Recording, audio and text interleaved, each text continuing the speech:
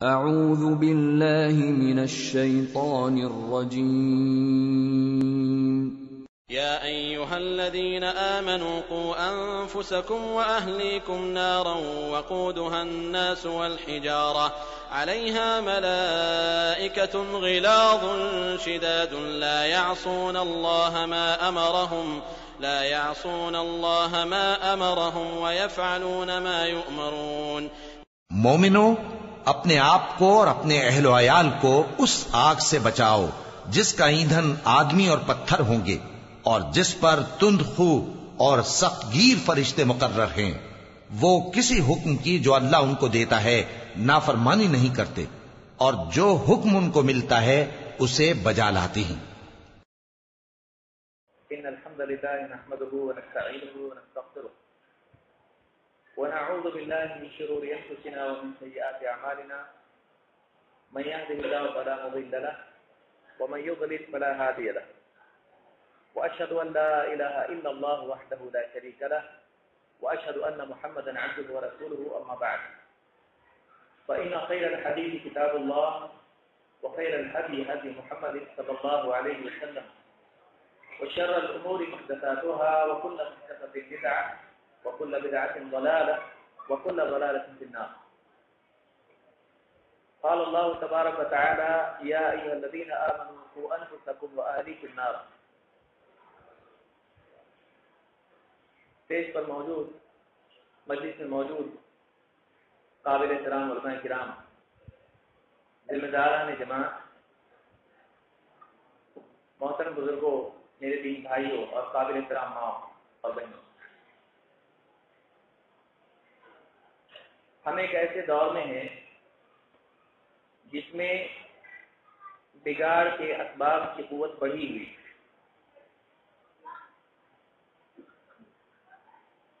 ایک ایسے دور میں ہیں جس میں گمراہی کے وسائل قوت اور تیزی میں بہت آگے بڑھ رہے ہیں۔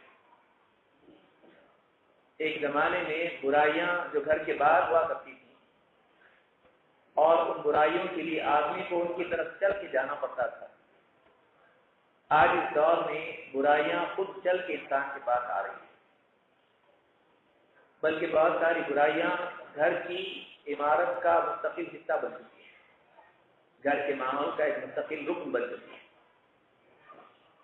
ایسے دور میں اہل ایمان کا اپنے آپ کو گمراہی اور برائیوں سے بچانا ایک بہت مشکل کام ہو گیا ہے۔ پھر اس میں مسئلہ یہ ہے کہ ان برائیوں کا مرکز، ان برائیوں کا رخ نوجوانوں کی طرف سب سے زیادہ ہے، اور آپ جانتے ہیں کہ نوجوانی کی عمر ایک ایسی عمر ہے جس میں انسان کا فتنوں میں مبتلا ہو جانا بہت آسان ہوتا ہے۔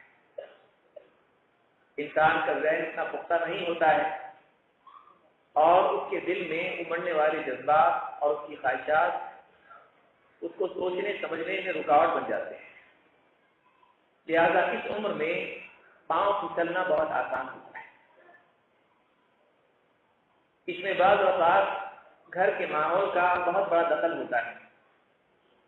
ماں باپ اگر دیندار ہیں تو گھر کا ماحول صحیح بنتا ہے، اگر ماں باپ اولاد کی طرف سے لاپرواہ ہیں تو بگاڑ بڑھتا چلا جاتا ہے اور کبھی وہ کفر تک جا کر رکتا ہے۔ لہذا اس دور میں نوجوانوں کے بگاڑ، چاہے وہ بچے ہوں یا بچیاں ہوں، نوجوان لڑکے ہوں یا لڑکیاں ہوں، ان دونوں کے اعتبار سے ان کی بغاوت، ان کی بے دینی، ان کے بگاڑ، ان کی بد اخلاقی، ان تمام چیزوں سے ان کو بچانا ضروری ہے۔ اس میں کس کس کی ذمہ داری ہے اور کیا وہ اسباب ہیں اور کیا اس کا تدارک ہے، کیا اس کا حل ہے، اس کو سوچنا بہت ضروری ہے۔ لیکن جب تک کہ مسئلے کو سمجھا نہ جائے، حل کا جاننا نفع نہیں دیتا ہے۔ کسی بھی ڈاکٹر کے پاس اگر آپ جائیں گے تو ڈاکٹر کا پہلا کام دوائی جاننا نہیں ہوتا ہے، ڈاکٹر کا پہلا کام یہ ہوتا ہے کہ واقعی وہ بیماری کیا ہے۔ جب صحیح طور سے بیماری معلوم ہو جاتی ہے اور پھر بیماری کی دوا بھی معلوم ہوتی ہے اور صحیح طریقے سے وہ دوا استعمال کی جاتی ہے تو اللہ رب العالمین کے علم سے مریض کو شفا ملتی ہے۔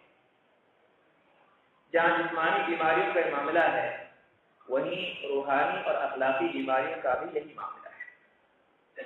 بعض اوقات حل میں ایسا حل استعمال کیا جاتا ہے جو بیماری کو اور بڑھا دیتا ہے۔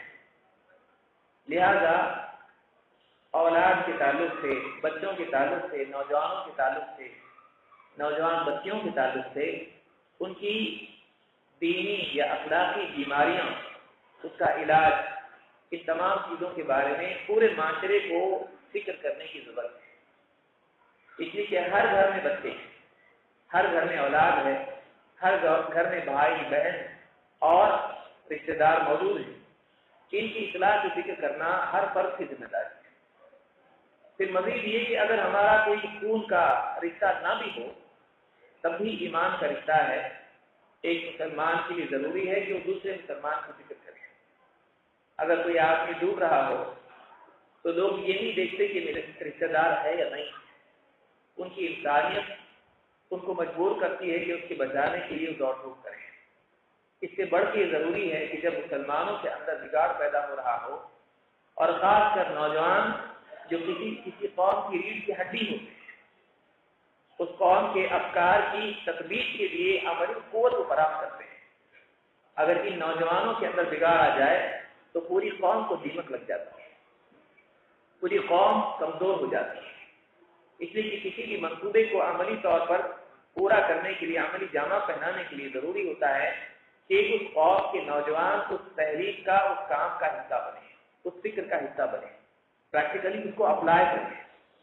اگر یہ نہیں ہوتا ہے تو قوم کی فکریں ہی رہ جاتی ہیں، کچھ نتیجہ نکلتا نہیں ہے۔ لہذا آج اس بات کی بہت ضرورت ہے کہ نوجوانوں میں دینی فکر کو پیدا کیا جائے، ان کی دینی فکر بیدار کی جائے۔ اس میں کوئی شک نہیں کہ اس دور میں ایک اور اچھی چیز یہ بھی دیکھنے میں ملتی کہ نوجوانوں میں ایک حد تک دینی بیداری ہے، لیکن سارے نوجوانوں میں نہیں ہے۔ جہاں بہت سے نوجوان دینی میدان کی طرف آ رہے ہیں، اپنی اصلاح کر کے نمازی بن رہے ہیں، داعیانہ کردار پیدا کر رہے ہیں اور اخلاق میں آگے بڑھ رہے ہیں، جہاں ایک طرف یہ ہو رہا ہے وہیں دوسری طرف ہم دیکھ رہے ہیں کہ نوجوانوں میں، بچوں میں، بچیوں میں بگاڑ بھی اتنی تیزی سے بڑھتا ہے۔ ایک طبقہ بہت دیندار بن رہا ہے تو ایک بہت بڑا طبقہ ہے جو بالکل فحاشی کی طرف، بے دینی کی طرف جا رہا ہے۔ لہٰذا یہ کچھ فہمی کا دور نہیں ہے۔ اگر ہم کچھ فہمی مبتلا ہو جاتے ہیں کہ چلو نوجوان دین کی طرف آ رہے ہیں تو ان نوجوانوں کے بارے میں ہم بے فکر ہو جائیں گے جو دین سے دور جا رہے ہیں، بلکہ بعض مرتد ہو رہے ہیں، بعض زنا تک جا رہے ہیں، بعض شراب تک جا رہے ہیں۔ ابھی کچھ مہینوں پہلے آپ دیکھیے بمبئی ہی میں ایک دوائی اور ایک ڈرگ کی وجہ سے کئی سو نوجوان، اور جن میں مسلمان اکثریت کی، کئی سو نوجوان موت کے گھاٹ پر گئے۔ ایک دو مہینہ وہ ڈرگ استعمال کرتے تھے، بہت اچھا لگتا تھا، ٹینشن کم ہو رہا ہے اور بالکل صحت اچھی لگ رہی ہے، لیکن 2-3 مہینوں کے اندر جسم کا پورا نظام بگڑ جاتا تھا اور ہڈیاں کمزور ہو جاتی تھی اور جسم سے خون بہنا شروع ہو جاتا تھا، ناک سے، کان سے، آنکھ خون نکل کے کئی نوجوان مر گئے۔ تو ایسے بہت سارے وسائل اور اسباب برائیوں کے آج بڑھ اخلاقی اعتبار سے اور ہر اعتبار سے۔ لہذا اس دور میں نوجوانوں کی بے دینی کا حل تلاش کرنا ضروری ہے۔ اس قسمتی سے حل تلاش کرنے کی ہم کو ضرورت نہیں ہے۔ جو حل قرآن و سنت کا ہم کو دیا گیا ہے اس حل کو استعمال کرنے کی ہم کو ضرورت ہے، یہی کوشش ہم کو کرنا ہے۔ آئیے دیکھتے ہیں کہ نوجوانوں میں بگاڑ کے کیا اسباب ہیں اور اس سلسلے میں ہم کو کس کس میدان میں فکر کرنے کی ضرورت ہے۔ کیا اسباب ہے جس سے نوجوان بگڑتے ہیں؟ کیوں ان کے اندر بے دینی آتی ہے؟ کیوں وہ اپنے گھر والوں سے بغاوت کرتے ہیں؟ کیوں وہ اپنے خاندان سے دور ہو جاتے ہیں، کسی کی مانتے نہیں؟ کیوں وہ علماء سے دور ہو جاتے ہیں؟ کیوں وہ سماج میں اچھوت بن کے بگاڑ کے داعی بن جاتے ہیں؟ اس کے لیے ان چیزوں کو سمجھنا ضروری کہ واقعی اسباب کیا ہے۔ جب اسباب ہم کو معلوم ہو جائیں گے تو پھر اس اسباب کو دور کر کے حل ہی دینا آسان ہو جائے گا۔ اللہ تعالیٰ نے خاص طور سے ایمان والوں پر ذمہ داری ڈالی، ماں باپ پر ذمہ داری ڈالی۔ اللہ نے فرمایا یا ایھا الذین آمنوا قوا انفسکم واہلیکم نارا، اے ایمان والو بچاؤ اپنے آپ کو اور اپنے گھر والوں کو جہنم کی آگ سے۔ اس آیت سے بات معلوم ہوتی ہے کہ اصلاً ذمہ داری شروع ہوتی ہے خاندان سے۔ اور خاندان کے ذمہ داروں سے۔ بگاڑ اور اصلاح دونوں یہاں سے شروع ہوتے ہیں، اس لیے کہ ایک انسان جب پیدا ہوتا ہے تو بچے کی صورت میں پیدا ہوتا ہے اور ماں کی گود میں ہوتا ہے، باپ کی تربیت اور ماتحتی کے نیچے ہوتا ہے۔ لیکن یہاں اگر اس کو دین نہ ملے، یہاں اس کو اگر صحیح تربیت نہ ملے تو یہیں سے وہ پودا بگاڑ کا بڑھتے بڑھتے پیڑ بن جاتا ہے۔ اگر بچپن میں صحیح تربیت مل جائے تو یہی پیڑ سایہ دار پیڑ، پھلدار پیڑ بن جاتا ہے، نہیں تو یہی پودا کانٹے دار پودا بن جاتا ہے۔ لہذا انسان کے لیے ضروری ہے، سماج کے افراد کے لیے ضروری ہے کہ وہ نوجوانوں کی اصلاح کے لیے ان کے جوان ہونے کے بعد فکر نہ کریں۔ ایک چیز بڑھ جائے، ایک پودا پیڑ بن جائے تو جو پودا آپ ہاتھ سے اکھاڑ سکتے تھے اس کو آپ کو کاٹنے کے لیے اب کلہاڑی کی ضرورت پڑے گی، اب آرے کی ضرورت پڑے گی، اب مصیبت بڑھ جاتی ہے، محنت بڑھ جاتی ہے۔ لہذا برائیوں کا پودا بچپن ہی سے اگر سکھا دیا جائے تو بعد کی عمر میں وہ ساری مصیبت نہیں ہوتی ہے جو عام طور سے دیکھنے میں آتی ہے۔ اس لیے اللہ کے نبی صلی اللہ علیہ وسلم فرماتے ہیں الرجل راع علی اہل بیتہ، آدمی اپنے گھر والوں پر نگراں ہے، سرپرست ہے۔ والمرأة راعیۃ علی بیت زوجها وولدها، اور عورت نگراں ہے، سرپرست ہے شوہر کے گھر پر اور اس کی اولاد پر۔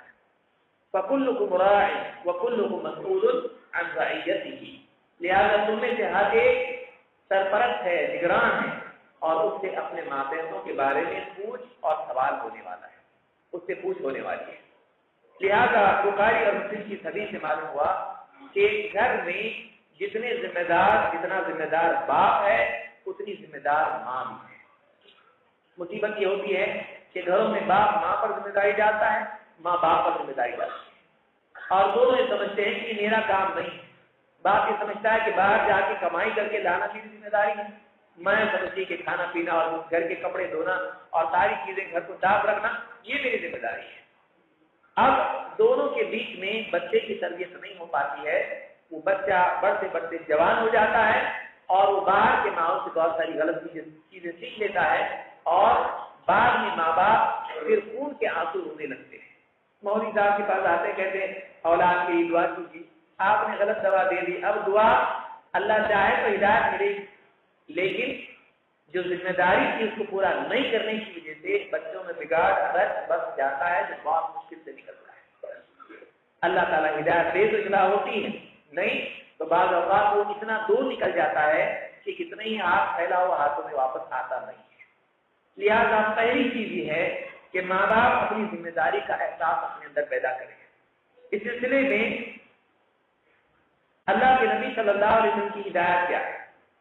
سب سے پہلی چیز یہ کہ نماز کردار سازی میں سب سے اہم ترین چیز ہے۔ ان الصلاۃ تنہی عن الفحشاء والمنکر، اللہ تعالیٰ فرماتا ہے یقیناً نماز روکتی ہے بے حیائی کے کاموں سے اور بری باتوں سے۔ معلوم ہوا کہ نماز میں انسان کی کردار سازی کا بہت بڑا حصہ موجود ہے۔ انسان سدھرتا ہے اس میں نماز کا بہت بڑا حصہ ہوتا ہے۔ لہذا والدین کی ذمہ داری ہوتی ہے کہ وہ بچپن ہی سے بچوں کو نمازی بنائیں تاکہ اس نماز کے ذریعے سے وہ اللہ کی بندگی کا سبق لیں اور پابندی والی زندگی اپنائیں۔ مسجد کے ماحول میں جائیں گے، نماز پڑھیں گے، دین دروس میں بھی شریک ہو جائے گا، اچھا ماحول اس دن کو ملے گا، روحانی زندگی بنے گی، اخلاق ان کے اندر پیدا ہوں گے، اللہ کا ڈر، قیامت کے دن اللہ کے آگے کھڑے ہونے کا احساس ان کو پیدا ہوگا۔ نماز زندگی میں آتی ہے تو اصلاح کرتی ہے۔ اللہ کے نبی صلی اللہ علیہ وسلم سے کچھ لوگوں نے پوچھا اللہ کے رسول ایک آدمی ہے جو دن میں چوری کرتا ہے اور رات میں نماز پڑھتا ہے، تہجد پڑھتا ہے اور دن میں چوری کرتا ہے۔ آپ نے فرمایا کہ اگر واقعی ایسا اس کا معاملہ ہے تو عنقریب اس کی نماز اس کو اس برے کام سے روک دے گی۔ شیخ الالبانی نے اس کو صحیح ترغیب میں ذکر کیا ہے اور اس کو صحیح کہا ہے۔ اس حدیث سے بات معلوم ہوتی ہے کہ نماز کے ساتھ اگر زندگی میں برائیاں ہوں لیکن نماز اگر واقعی نماز ہو تو نماز انسان کو سدھار کی طرف لے جاتی ہے۔ تو انسان کے سدھرنے میں اور بگڑنے میں نماز کا بہت بڑا دخل ہوتا ہے۔ نماز سدھرے گی، نماز صحیح ہوگی، انسان صحیح ہوگا۔ نماز میں بگاڑ پیدا ہوگا یا نماز علی الاطلاق چھوڑ دی جائے گی، انسان کے اندر بگاڑ اپنے آپ پیدا ہونا شروع ہوگا۔ لہذا ماں باپ کو یہ ترغیب کی گئی ہے کہ بچپن سے پہلے مرحلے میں 7 سال کا بچہ ہو جائے اس کو نمازی بنائے۔ اللہ کے نبی صلی اللہ علیہ وسلم فرماتے ہیں مروا اولادکم بالصلاۃ وهم ابناء 7 سنین، اپنے بچوں کو نماز کی تاکید کرو جب وہ 7 سال کے ہو جائیں۔ اور آپ دیکھیے سائیکالوجسٹ بھی کہتے ہیں 6-7 سال کا جب بچہ ہوتا ہے تب سے وہ فیصلہ کرنا شروع کرتا ہے ماں باپ کے بھی بارے میں، اس کو اس کی سوچ بالکل وہ سوچنے لگتا ہے، وہ ڈیسائیڈ کرنے لگتا ہے، وہ طے کرنے لگتا ہے۔ تو 6 سال کا جو بچہ ہے اس کو نماز سکھائی جائے، یہ بالکل صحیح وقت ہے اس کو تعلیم دینے کا۔ نماز کا اس کو حکم دیا جائے جب وہ 7 سال کا ہو جائے، اور وَاضْرِبُوهُمْ عَلَيْهَا وَهُمْ أَبْنَاءُ 10، اور اپنی اولاد کو 10 سال کے وہ ہو جائیں اور نماز نہ پڑھے تو اس پر ان کو سزا دی دو، ان کو مارو، ہلکی مار ان کو مارو کہ وہ یہ سمجھے کہ نماز چھوڑنا بھی کوئی برائی ہے۔ اور آپ نے فرمایا وَفَرِّقُوا بَيْنَهُمْ فِي الْمَضَاجِعِ، اور ان کے بستروں کو الگ کر دو، اس لیے کہ اب وہ اپنے جسم کے بارے میں شعور ان کے اندر پیدا ہو جائے گا اور وہ بے حیائی کی طرف جا سکتے ہیں، لہذا ایک بستر میں نہیں، ایک اوڑھنے میں وہ نہیں رہیں گے، ان کے بچھونے اور ان کے اوڑھنے الگ کر دو۔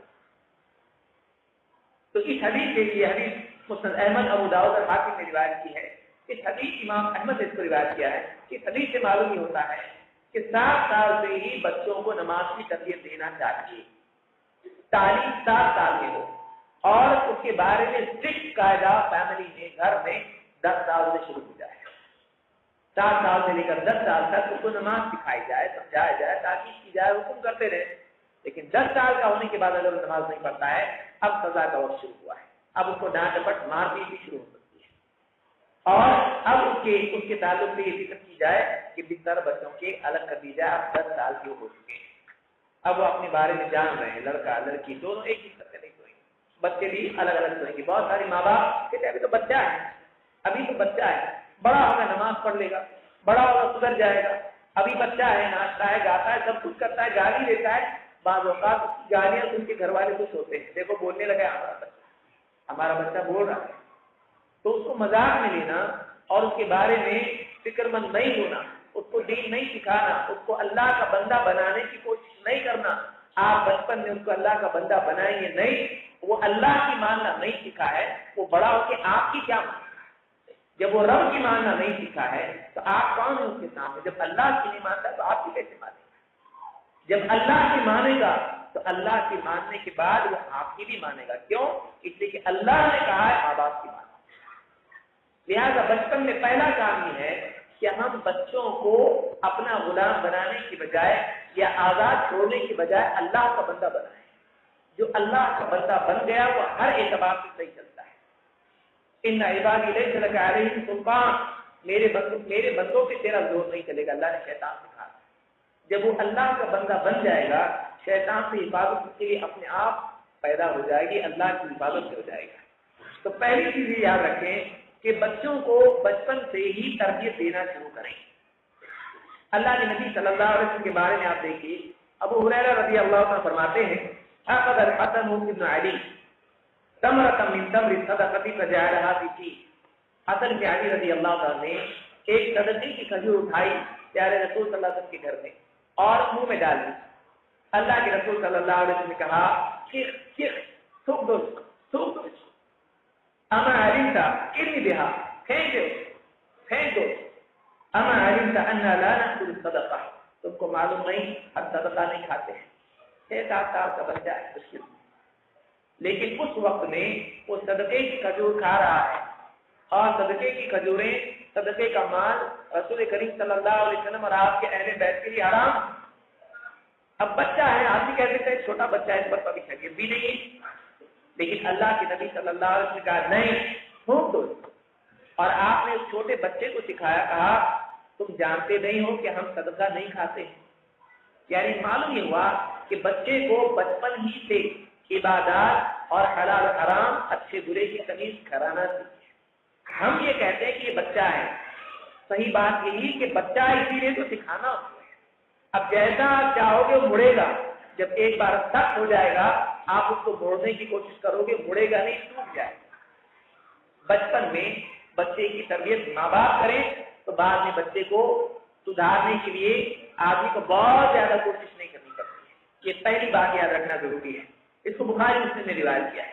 تو پہلی بات یہ معلوم ہوئی کہ ماں باپ اولاد کی تربیت میں لاپرواہی کرتے ہیں اور بچپن میں بچہ ہے کر کے نظر انداز کر دیتے ہیں اور بچہ دھیرے دھیرے بڑا ہو جاتا ہے اور پھر جب وہ بگڑتا ہے تب ان کی آنکھیں کھلتی ہیں اور تب جا کے وہ اصلاح کی کوشش کرتے ہیں جبکہ بچہ ہاتھ سے نکل چکا ہوتا ہے. تو بچوں کے بگاڑ میں سب سے پہلی چیز ماں باپ کی لاپرواہی ہوتی ہے. ماں باپ کو چاہیے کہ وہ بچپن سے بچوں کی تربیت کی فکر کریں. بچوں کو بگڑنے سے بچانے کے لیے پہلا کام ماں باپ کا ہے اور سب سے بڑے ذمہ دار وہ ہوتے ہیں. دوسری چیز والدین کا غلط اسوا بھی بچوں کو بگاڑتا ہے. بہت سارے والدین باہر اچھے ہوتے ہیں لیکن گھر میں دیندار نہیں ہوتے. گھر میں گالی گلوچ آپس میں جھگڑے بیوی شوہر کے ہوتے ہیں. ایک دوسرے کو گالی دینا, وعدہ خلافی بچوں سے کرنا, یا اسی طرح سے گھر میں گناہوں کی کثرت ہونا, شریعت کا لحاظ ماں باپ کا نہیں رکھنا.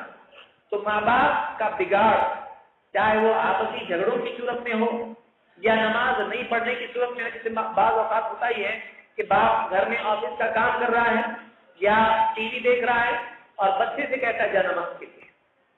اب بچہ دیکھ رہا ہے کہ باپ کو نماز نہیں پڑھتا, مجھ کو نماز پڑھنے کے لیے کہہ رہے ہیں. تو باپ کا یا ماں کا غلط بچیوں کے لیے بھی ماں پردہ نہیں کرتی ہے, بچی کہاں سے پردہ کرے گی؟ ماں نماز نہیں پڑھتی ہے, بچی کیسے نماز پڑھے گی؟ ماں غیبت کرتی ہے, رشتے دار جب گاؤں سے آتے ہیں تو سارے رشتے داروں کی غیبتوں کی مجلس مشاعرہ شروع ہو جاتا ہے. فلاں ایسا فلاں ایسا فلاں ایسا, رشتے داروں کے ساتھ بیٹھ کے غیبت کرتی ہے. پھر اپنی اولاد کو سنائے, اپنی اولاد کو سمجھائے کہ برائی نہیں کرنا, غیبت نہیں کرنا, جھوٹ نہیں بولنا. تو بچے جب دیکھتے ہیں ماں باپ کو کہ وہ برائی کر رہے ہیں تو ماں باپ کی بولی ہوئی باتیں ان پر اثر نہیں کرتی ہیں. قول و عمل کا تضاد انسان کے قول کی قیمت کو گھٹا دیتا ہے. جب انسان بولتا کچھ ہے کرتا کچھ ہے تو بات اپنی قیمت کھو دیتی ہے. اولاد ماں باپ کو جب دیکھتے ہیں کہ وہ خود غلط نمونہ ہے, وہ صحیح ڈھنگ سے زندگی گزارتے نہیں ہیں, وہ اخلاق والے نہیں ہیں, وہ دیندار نہیں ہیں, وہ اللہ کا حکم پورا نہیں کرتے ہیں, گھر والوں کا حق ادا نہیں کرتے ہیں. جب ماں باپ کی بے عملی اولاد دیکھتی ہے تو ماں باپ کی تاکید, ماں باپ کی باتوں کا اثر بچوں پر نہیں ہوتا ہے. پھر چاہے کتنا ماں باپ چلائیں, بچے ہوتے ہم لوگ نہیں ہوتے. تو ماں باپ کو بھی چاہیے کہ وہ اپنی عملی زندگی کی اصلاح کریں. بہت سے ماں باپ آپ دیکھیے, باپ اٹھتا ہے فجر میں, جاتا ہے نماز کو, بعض اوقات الٹا بھی ہوتا ہے, بعض اوقات جاتا ہے نماز کو, اولاد کو گھر بھی یوں ہی چھوڑ دیتا ہے. کبھی الٹا ہوتا ہے, بچے جلدی اسکول جانے والے ہوتے ہیں اس لیے اٹھتے ہیں اور نماز پڑھتے ہیں, لیکن ماں باپ سوتے رہتے ہیں. باپ سویا ہوا ہے, کیوں؟ رات میں بہت دیر سے آیا تو اس کے بعد دل بھی دیکھا.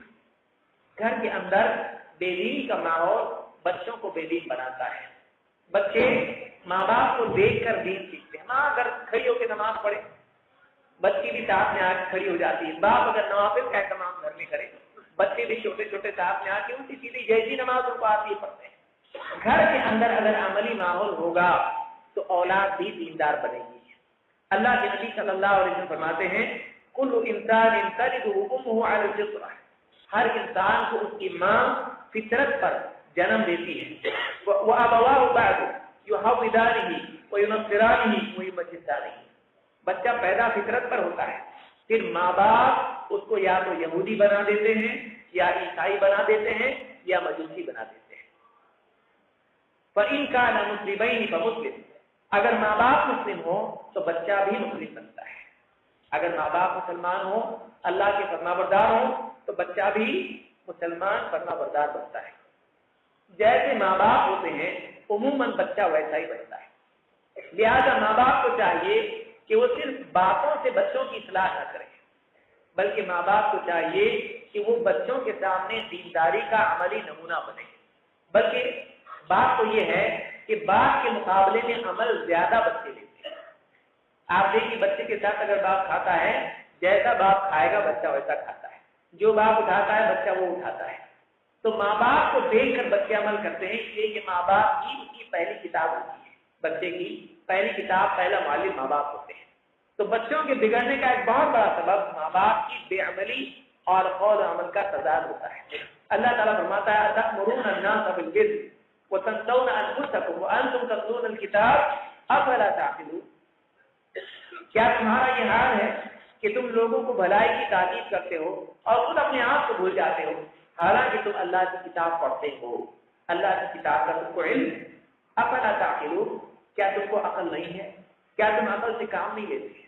یعنی ایک انسان اگر گھر میں بھلائی کی تاکید کرے اور خود نہ کرے تو اپنے عمل سے وہ یہ بتا رہا ہے کہ جس بات کا حکم میں دے رہا ہوں اتنی امپورٹنٹ نہیں، اتنی اہم نہیں ہے، اگر اتنی اہم ہوتی تو میں اس کو نہیں چھوڑتا، میرے چھوڑنے سے یہ بات معلوم ہو رہی ہے کہ وہ اتنی زیادہ کوئی اہم چیز نہیں ہے۔ لہذا بچوں کے لیے یہ بات بہت ضروری ہے کہ ماں باپ ان کے لیے نہ صرف ان کو تاکید کرنے والے ہوں بلکہ عملی اعتبار سے بھی ان کے لیے نمونہ بنے ہیں۔ تیسری چیز بچوں کے بگڑنے کی وجہ غلط تعلیمی نظام، اس سے بھی بچوں میں بگاڑ پیدا ہوتا ہے۔ بچوں کو انجینئر بنانا ہے، ڈاکٹر بنانا ہے، اسلام کی اس میں کوئی رکاوٹ نہیں ہے۔ مسلمان بہترین انجینئر بنے، بہترین ڈاکٹر بنے، اچھے سے اچھا پڑھا لکھا مسلمان ہو، اس میں فائدہ ہی فائدہ ہے، دین کا امت کا فائدہ ہے، لیکن بچہ پہلے مسلمان بنے۔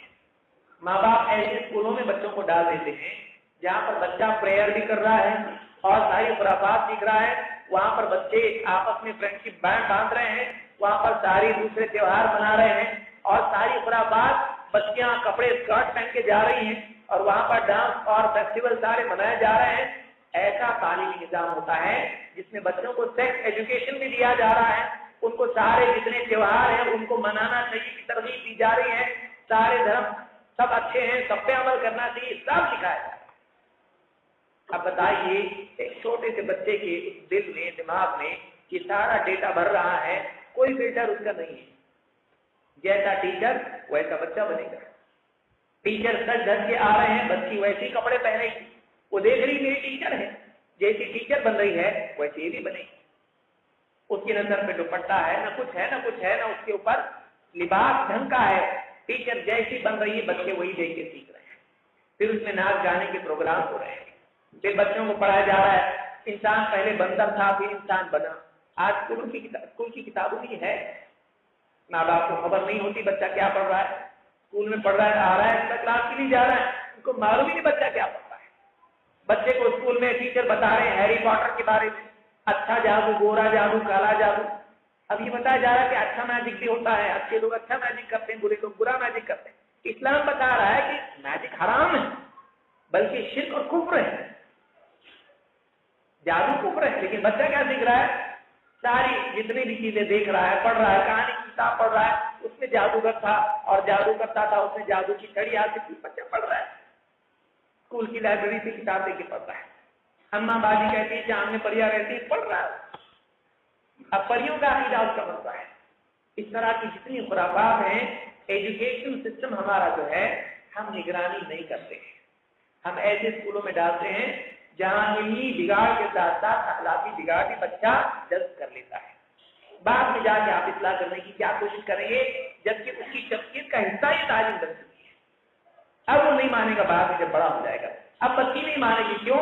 بچی ماڈرن ماحول میں پل چکی ہے، آپ کے پاس 8 گھنٹے ہے، اس سے بھی کم ہے، کتنا حصہ اس کا سونے میں جا رہا ہے، پھر کتنا حصہ ایکسٹرا کلاس میں جا رہا ہے، کتنا حصہ اسکول میں جا رہا ہے، آپ کے ہاتھ میں کتنا؟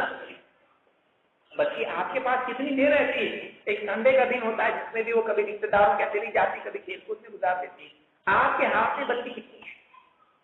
بعد میں جا کے وہ اگر فحش باتیں نہ کرنے لگے، بے پردہ نہ ہو، وہ لڑکوں کے ساتھ گھل مل کے نہ رہے، تو پھر اس میں کیا آپ کیا روک سکتے ہیں؟ یہی تو ہوگا۔ اسکولوں میں آج خاص طور پہ ایک بینچ پہ لڑکا بیٹھے گا، ایک پہ لڑکی، دونوں سامنے بیٹھیں گے، اس طرح بھی چلتا ہے، کیوں؟ ان کے اندر انفیریورٹی کمپلیکس کم ہوگا، ان میں فرینڈشپ بڑھے گی، آزادانہ ماحول، تعلیم کا نظام آج دیکھیے بگاڑ پیدا ہو رہا ہے۔ ہمارے لیے ضروری ہے کہ ہم بچوں کی تعلیم صحیح کریں۔ بعض اوقات دینی اعتبار سے ماں باپ کیا کرتے ہیں، بچی کو نکاح کرنا ہے، قرآن پڑھنے آنا چاہیے، تو اب ایک مولوی صاحب کو بلاتے ہیں گھر پہ، اس کو بلا کے پڑھنے والا پڑھانے والا بن جاتا ہے۔ اب دیکھ دیں کہ اپنے علاقے میں کوئی اہل حدیث مسجد تو ہے نہیں، کوئی مولوی صاحب بھی نہیں ہے، دور کے علاقے میں رہتے ہیں، چلو کوئی دوسرا ہی صحیح، کوئی دوسرا ہی صحیح۔ اب وہ آتا ہے صرف قرآن نہیں پڑھاتا ہے، وہ قرآن کی تفسیر بھی پڑھا کے جاتا ہے، وہ آداب دعائیں سب سکھاتا ہے۔ ماں باپ تو سوچتے ہیں کہ ٹھیک ہے کچھ نہ پڑھنے سے یہ پڑھنا، फिर वो बिस्मिल्लाह व अला बरकतिल्लाह भी पढ़ रहा है और न जाने कितनी दुआएं पढ़ रहा है, गलत गलत। अब उसको आप बाद में डिलीट कर रहे हैं, वो आपका ऐसे इसमें आदमी आसानी से डिलीट हो जाए। एक बार जब इंसान की शख्सियत के इब्तिदाई मरहलों में बैठ जाती है, बाद के मरहलों में निकल नहीं पाती। इसलिए कई बच्चे हैं अंधेरे में जाने से डरते हैं, क्यों? भूत आ जाएगा। बचपन से आप उसके जहन में भूत डाले, वो भूत जिंदगी भर नहीं निकलता है। वो जान रहा होता है नहीं है भूत, फिर भी डर लगता है उसको, क्यों? उसके सबकॉन्शियस माइंड का हिस्सा बन चुका है, उसके तहत शऊर में वो बैठ चुकी बात। अगर के मालूमात से उसको निकाल रहा है, लेकिन जज्बात में वो पैवस्त हो चुका है, निकलता नहीं बात है। कई गलतियां इस तरह की जिंदगी में बच जाती है। आप बच्चे का एजुकेशन सिस्टम सही करें। इब्न सीरीन रहमतुल्लाह अलैह फरमाते हैं, इन हाज़ल इल्म दीन फंजुरू अम्मन ताखुदून दीनकुम, ये इल्म दीन है, लिहाजा तुम देखो तुम दीन को किससे हासिल कर रहे हो। सही तरीके से, सही उलमा से, सही मुअल्लिमीन से, सही मुरब्बियों से दीन सीखना। बच्चे को सही जगह आप भेजें। दूर की मस्जिद है, करीब की मस्जिद है दूसरी। अब इतना दूर छोड़ने के लिए रोजाना कौन मुसीबत पांव तोड़ते जाए और गाड़ी का पेट्रोल खर्च करें। ठीक है, जाए यहाँ पे चला जा, बाद में उसको साफ करेंगे इंशाअल्लाह। नहीं होता हो साफ बात है, आपका काम है। आप स्कूल के लिए बस उसको लगाए, इतना खर्च आप दे रहे हो, आप खुद छोड़ने के लिए बस स्टॉप पे रुकते हो, वहां पर बस आती घर तक तो नहीं आती है, सुबह सवेरे मफलर बांध के आप खड़े रहते हो, इतना एजुकेशन के लिए फिक्र है। मौलवी साहब के पास आप ले जाके छोड़ नहीं सकते अपने बच्चे को। इस बात की अलामत है कि आपको दीन की इतनी कदर नहीं है जितनी दुनिया के इल्म की कदर है। बच्चों को कोई नहीं बिगाड़ता, माँ बाप बिगाड़ते हैं। बाकी बिगाड़ ज़िम्मी होते हैं, असल जिम्मेदार ये होती है। एक चिड़िया अपने अंडों को, चूजों को संभालती है, माँ बाप नहीं संभालेंगे तो ये जानवर या चिड़िया से भी कम तर होते हैं। माँ बाप की जिम्मेदारी अपने बच्चों को संभालने, माँ बाप की जिम्मेदारी है कि वो अपने बच्चों को संभालें, उनको सही इल्म दें। ऐसे स्कूल में डालें जहाँ बिगाड़ वाला मामला ना हो, ऐसे पढ़ाने वालों के पास भेजें, दीनी मुअल्लिम के पास भेजें जो वाकई सही तालीम देता हो, चाहे आपको उसके लिए तकलीफ क्यों न उठानी पड़े। ये भी चीज हमको याद रखना जरूरी है। इसी तरह से चौथा सबब बिगाड़ का मीडिया है, और ये बहुत बहुत बहुत बड़ा सबब है। आज आम तौर से हमारे घरों में टेलीविजन होता है, आज ये चीज ऐप ही नहीं समझे जाने लगी, बल्कि आज माहौल ये है कि लोग कहते हैं आप क्या टीवी नहीं है, तो मतलब ऐसा सोचते हैं जैसे कि घर में कुरान नहीं है, आपके पास टीवी नहीं। और वो टीवी कोई दीनी दर्द देखने के लिए नहीं है, वो टीवी कोई वाकई इल्मी चीज के लिए नहीं है, वो टीवी दुनिया भर की खुराफात होती है। आदमी लाता बहुत अच्छी वजह से, भाई मुझको न्यूज देखना है, दुनिया के हालात मालूम नहीं होंगे, मुसलमानों का क्या हो रहा है, तो जैसे इसको कुछ पूछने वाले हैं कि मुसलमानों के हालात बनाने के लिए क्या किया जाए, नहीं इसके पास कोई हल है ना, इसको कुछ मालूम पड़ता है। लेकिन ये टेलीविजन घर में ला के रखता है तो उसमें कोई बंद करने के लिए तो नहीं है, कोई फिल्टर नहीं है उसके अंदर, कोई पेरेंटल उसके अंदर कोई बंद करने की चीज नहीं है, कंट्रोल नहीं है उसके अंदर। अब ये आया कि घर में रहता कितना है, ये जब आता है न्यूज देख लिया, बंद करके चला गया अपने कमरे में। अब टीवी, अब वो आएगी दोपहर से लेके शाम तक, जब उसका सब्जी तरकारी चुनने का वक्त होता है और खाना वाना बना के जब फारिग होके डकार लेके जब बैठती है, तो दोपहर से दोहर के बाद का वक्त से लेकर शौहर के आने तक, बालों का शौहर आ भी जाता है, थैली लेके आता है, टीवी साहब के बीच में आके ठहरता है, जरा बाबू हट्टी मुझको टीवी देखते हैं, बीच में आके खड़े हो जाते हो आप। घर का माहौल ये बना हुआ होता है। बाद औकात सबका फेवरेट प्रोग्राम चल रहा है, बाप आया है, कोई उसकी कीमत नहीं, सब टीवी देख रहे हैं, कभी कभी सारी फैमिली मिलकर फिल्में देखती है। आप सबके सामने बीवी, बच्चे, बहू, सास सब मिलकर देख रहे हैं और फिल्में देख रहे हैं जिसमें नौजवान लड़का और नौजवान लड़की आपस में इसके चक्कर चला रहे हैं। आप पूरी फैमिली के साथ उसको देख रहे हो का मतलब आपका टेंशन हो चुका कि ये सही है, कोई गलत चीज नहीं, ये वाकई वक्त निकाल के देखने लायक है, ये नमाजें छोड़ के देखने लायक है, ये नमाज छोड़ के देखने की चीज है। ये फैमिली का हाल बन चुका है। आप बताइए, घर का बूढ़ा और घर की जवान बहू और छोटे बच्चे सब मिलके एक फिल्म देखें तो उनकी साइकोलॉजी से बच्चे पलट पलट की बात होगा, माँ बाप की उनको देखते हैं क्या देख रहे हैं हम लोग, वो आंखें बंद कर लेते हैं, लेकिन माँ बाप को कभी बातों का शर्म नहीं आती है। आप बचपन में बच्चों के सामने ये सारी चीजें करेंगे, मीडिया का बहुत बड़ा असर होता है। मीडिया में दो चीजें गालिब हैं और आज तीसरी चीज और जमा हो चुकी है। दो चीजें क्या हैं?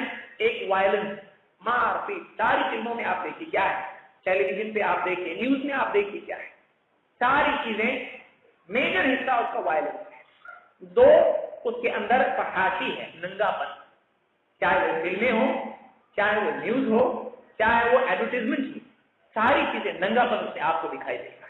और तीसरी चीज आज एक बहुत ज्यादा खतरनाक जमा हो चुकी है, इस्लाम को डिफेंड करना, इस्लाम बुरा, मुसलमान बुरे, इस्लाम बुरा, मुसलमान बुरे। आज ये तीन चीजें मीडिया का गाली हिस्सा है। अगर हमारा बच्चा है, घर में आता है, स्कूल से आया, बैठा रिमोट कंट्रोल लेके, माँ किचन में, बाप ऑफिस में, बच्चा टेलीविजन के सामने, वो छोटा सा बच्चा जिसको कुछ मालूम नहीं है, जिसको कोई तमीज नहीं है, वो टीवी के सामने जब बैठता है, उसको कोई नहीं बता रहा कि ये सही है, ये गलत है, ये मत देख, ये देख, उसकी जो उंगलियां जहां चलेंगी वो चैनल देखेगा। अब उसके जहन पर क्या असर पड़ेगा? वो बेहयाई की चीजें देख रहा है, वो मारकाट देख रहा है, वो इस्लाम के खिलाफ बातें सुन रहा है। आप बताइए उसके जहन में कितनी गंदी और गलत और बुरी चीजें जमा हो जाएंगी। आपको नहीं मालूम बच्चे का दिल कितनी जल्दी चीजों को कबूल कर लेता है। आप एक छोटे बच्चे के साथ बैठ के उसको अगर झूठ बात बोलेंगे, वो अच्छा ऐसा होता है, हाँ ऐसा ही होता है, अगर उसको झूठ कोई बताए तो मान लेता है, कई गलत बातें मान लेता है। एक बच्चा हर चीज को कबूल कर लेता है, इसलिए कहा गया कि हर बच्चा फितरत पर पैदा होता है। इब्न तैमिया रहमतुल्लाह अलैह फरमाते हैं, इसका मतलब ये है कि बच्चे में बात की कबूलियत करने का मादा पूरी तरह मौजूद होता है। उसको इस्लाम दे दिया जाए तो ले लेगा, और गैर इस्लाम दे दिया जाए तो वो भी ले लेगा। वो कोरे कागज की तरह होता है, उसमें मुज़ाहमत और मुनाज़ात नहीं होती, वो इनकार नहीं करता, मान लेता है। जो भी इंफॉर्मेशन मिलती है उसको फिल्टर नहीं करता है, उसको कोई उसकी तरफ से कोई मुखालिफत नहीं होती, मान लेता है। आप उस बच्चे को टेलीविजन के सामने बिठाएं, आप उस बच्चे को मीडिया के सामने बिठाएं, कितना गलत मामला हो सकता है। लिहाजा ये भी चीज हमको देखना चाहिए कि हम बच्चों के अंदर मीडिया के सिलसिले में बहुत हसास हो। आप देखिए, बेहयाई कोई छोटी चीज नहीं है। बेहयाई का असर सीधे आदमी की किरदार पर नहीं, बल्कि सीधे ईमान पर भी पड़ता है। अल्लाह के नबी सल्लल्लाहु अलैहि वसल्लम फरमाते हैं, इन्नल हया वल ईमान, इन्नल हया वल ईमान कुरिना जमीअन। हया और ईमान दोनों एक साथ जोड़ी से होते हैं, दोनों की जोड़ी होती है, दोनों को अल्लाह ने जोड़ी वाला बनाया है। इसलिए आप फरमाते हैं फइदा रुफिया अहदुहुमा रुफिया al-आखर। लिहाजा जब दो में से एक चीज चली जाती है, दूसरी भी उठा ली जाती है। हया अगर निकल जाए तो धीरे धीरे ईमान भी निकल जाता है। मालूम हुआ कि बेहयाई का असर आदमी के ईमान से पड़ता है। जब बंदों से इंसान नहीं शर्माएगा, रब से कैसे शर्माएगा जो दिखाई नहीं देता है? उसके अंदर बेहयाइयां आती जाती हैं, और धीरे धीरे गुनाहों का आदी होने के बाद इस्लाह करने वालों की बात का इनकार करने में भी उसको हया महसूस नहीं होती है, और इस तरह से वो कुफ्र का मुर्तकिब हो जाता है। तो बेहयाई ईमान पर बुरा असर डालती है, ईमान के जहाज में सुराख पैदा करती है, जहाज गर्क हो जाता है। लिहाजा आदमी को चाहिए कि ये हाकिम और बहकी ने इसको रिवायत किया शौबुल ईमान में, और ये सही रिवायत है। तो इस हदीस से मालूम होता है कि बेहयाई का बहुत बुरा असर बच्चों पर पड़ता है, खास तौर से मीडिया के जरिए ये घर में बेहयाई आती है। फिर बच्चियां आप देखिए सारे अच्छे अच्छे लिबास देख रही, उनके ऊपर अच्छे दुनियावी इतबार, फिल्मी अदाकारा या इसी तरह से एडवर्टीजमेंट, ऐसे ऐसे कपड़े पहनकर जब बच्चियों के सामने आएंगी, जवान बच्चियों के सामने, आप बताइए वो वही पसंद करेंगे। फिर वो हिजाब को, पर्दे को पिंजरा समझेगी, उसको लगेगा कि यही तो असल जिंदगी है। ये सारे लिबास पहनकर जब मैं जाऊंगी लड़कों के सामने, मुझको पसंद करेंगे। तो ये सारे जज्बात उस कच्ची उम्र में उस बच्ची के दिल में अगर पैदा हो जाए तो वो दीन पर नहीं आएगी, उसके अंदर फहाशी का मिजाज पैदा होगा। बच्चों को इन चीजों से बचाना बहुत जरूरी है। तो चौथी चीज, मीडिया का असर बच्चों को बिगाड़ता है, और माँ बाप बहुत बड़े जिम्मेदार उसके होते हैं। इसी तरह से बच्चों के बिगाड़ और उनकी बगावत का एक और सबब, पांचवा सबब, बुरा माहौल या बुरी सोहबत है। हमारा बच्चा किन लोगों के साथ उठता बैठता है, चाहे वो स्कूल के बच्चे हों, चाहे वो कॉलेज के बच्चे हों, चाहे वो सहेलियां हों, कॉलेज की सहेलियां हों, हम ये देखें कि हमारी औलाद इनके साथ उठती बैठती है। जैसी दोस्ती होती है वैसे असरात आते हैं। मशहूर कहावत है, जैसी संगत वैसी रंगत। انسان جس کے ساتھ رہتا ہے اس کے اثرات لیتا ہے. اور حدیث میں بھی اللہ کے نبی صلی اللہ علیہ وسلم نے فرمایا کہ آدمی اپنے دوست کے دین پر ہوتا ہے، اس کو دیکھ لینا چاہیے کہ کس کس سے دوستی کر رہا ہے. ہر انسان کے دوستوں کا، صحبت کا اس کے دین پر اثر پڑتا ہے، اس کے مزاج پر اثر پڑتا ہے. عمر بن خطاب رضی اللہ عنہ فرماتے ہیں وَلَا تَمْشِ مَعَ الْفَاجِرِ، فاجر کے ساتھ چل بھی مت، اس کا راستہ اختیار مت کر، اس کے ساتھ راستے پر مت چل، فاجر کی صحبت اختیار مت کر. وَلَا تَمْشِ مَعَ الْفَاجِرِ فَيُعَلِّمَكَ مِنْ فُجُورِهِ، وہ تو اس کو اپنی برائیاں ہی سکھائے گا. ایک آدمی کو برائی میں مبتلا ہے، وہ اپنے ساتھ والوں کو چاہتا ہے کہ وہ بھی اس کی کچی میں سوار ہو جائیں. وہ یہ پسند نہیں کرتا ہے کہ وہ اس کے ساتھ رہیں لیکن اچھے رہیں. وہ اس کو برا بنانے کی پوری کوشش کرتا ہے تاکہ اپنے لیے وہ تسکین پا سکے کہ میں برا ہوں تو یہ بھی برے ہیں. وہ اپنی ندامت کو ختم کرنے کے لیے اپنے ساتھیوں کو اپنے ساتھ برا بنانے کی کوشش کرتا ہے.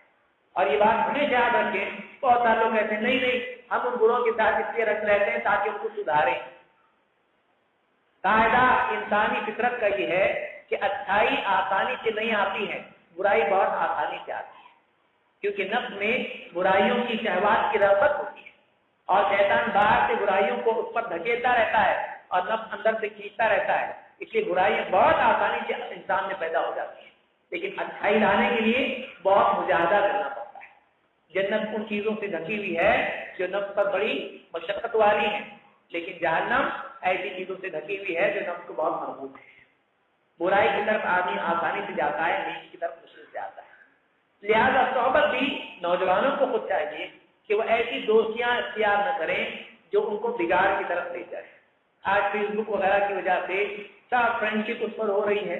دور رہ کے بھی دوست بنو اور زندگی کے اپنے گھر کے سارے راز سارے گاؤں میں پہنچا دو اور پھر بعد میں جا کے بلیک میل کرتا ہے اور بچیوں کو بگاڑ، کتنی زندگیاں تباہ اس کی وجہ سے ہوتی ہیں. تو یہ ساری چیزیں سوچنے کی ہیں.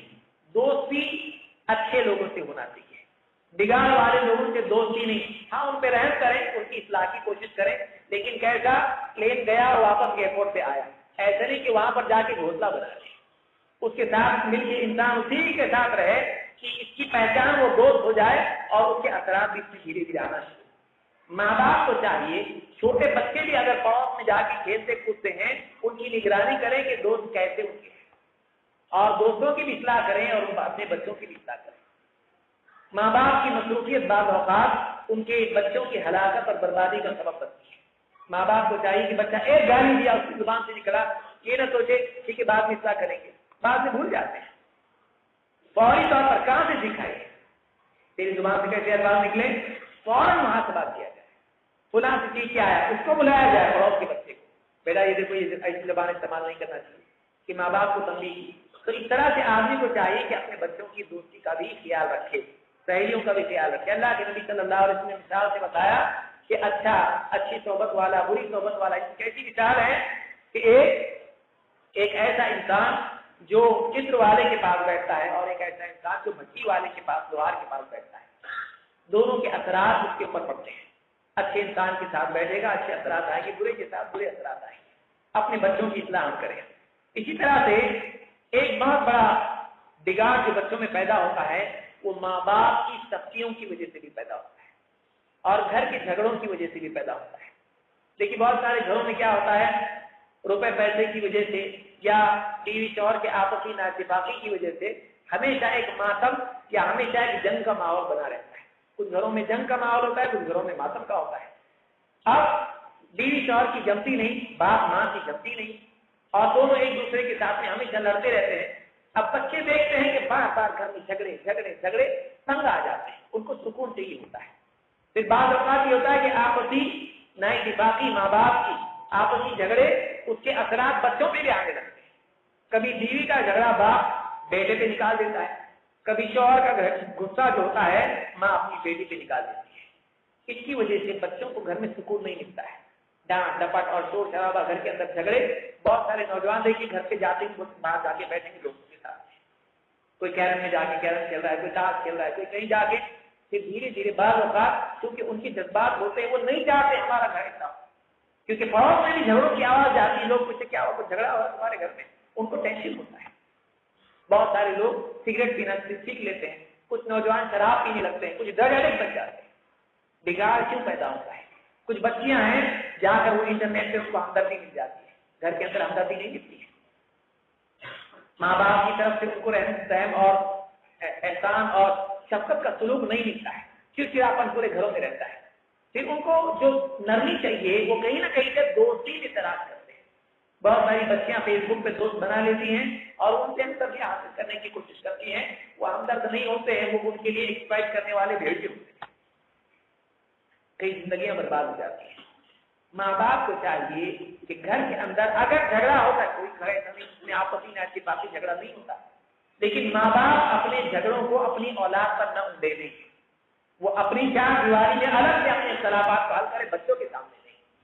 اللہ کے نبی صلی اللہ علیہ وسلم فرماتے ہیں اذا اراد اللہ بأہل بیت خیرا ادخل علیہم الرفق، اللہ تعالیٰ جب کسی گھر والوں کے ساتھ میں خیر کا ارادہ کرتا ہے تو ان پر نرمی اور رزق ڈال دیتا ہے، اس گھر کے اندر نرمی کا ماحول پیدا ہوتا ہے، ہر ایک دوسرے سے ہمدردی کرنے والا۔ ماں باپ بعض اوقات بچوں سے پوچھتے بھی نہیں کیسا چل رہا ہے، پڑھائی کیسی چل رہی، کیا کوئی مسئلہ ہے، بیٹی سے کبھی پیار سے بات نہیں کرتا ہے، ہمدردی بچوں کو نہیں ملتی ہے۔